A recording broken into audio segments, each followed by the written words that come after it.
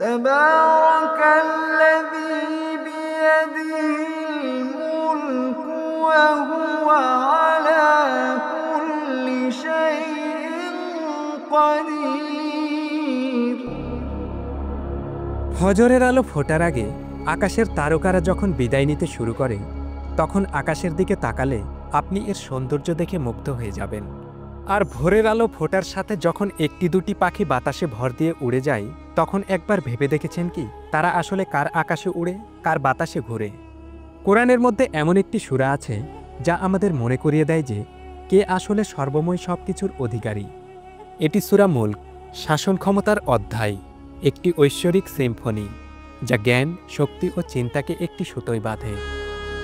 تبارك الذي بيده الملك وهو على كل شيء قدير।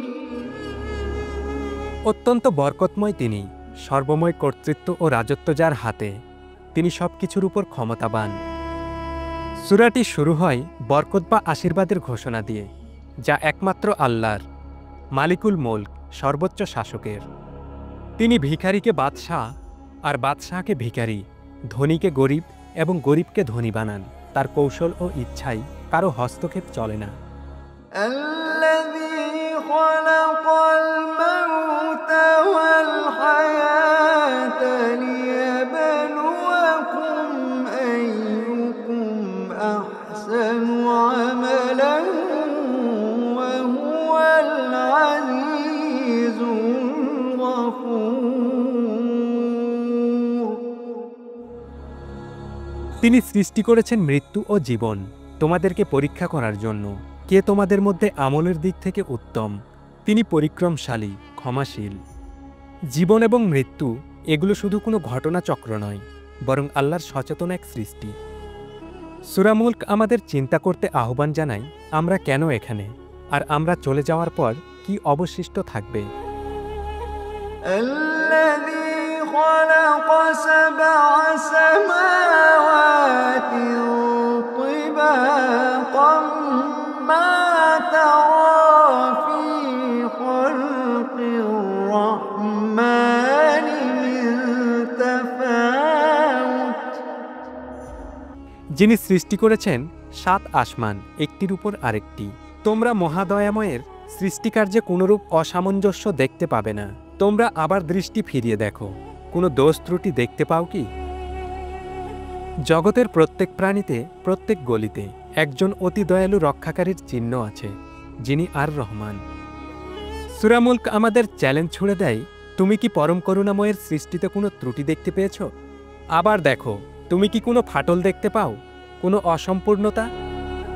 আমাদের চারপাশে আসমান, জমিন ও বাতাস ফিসফিসিয়ে যেন তাই বলে। পরিপূর্ণতা আমাদের চারপাশে ঘেরা, অথচ আমরা কতবার তা নিয়ে ভাবি। আমি নিকটবর্তী আকাশকে প্রদীপমালা দ্বারা সুসজ্জিত করেছি এবং এগুলোকে করেছি শয়তানদের প্রতি ক্ষেপণাস্ত্র স্বরূপ, এবং তাদের জন্য প্রস্তুত রেখেছি জ্বলন্ত অগ্নির শাস্তি। আকাশের তারারা শুধু অলংকার নয়, এগুলো আকাশীয় শৃঙ্খলার রক্ষক, এমন এক শক্তির স্মারক যা অদৃশ্য হলেও সবসময় বর্তমান। নিশ্চয়ই যারা গায়েব অবস্থায় তাদের রবকে ভয় করে, তাদের জন্য রয়েছে ক্ষমা ও মহা পুরস্কার।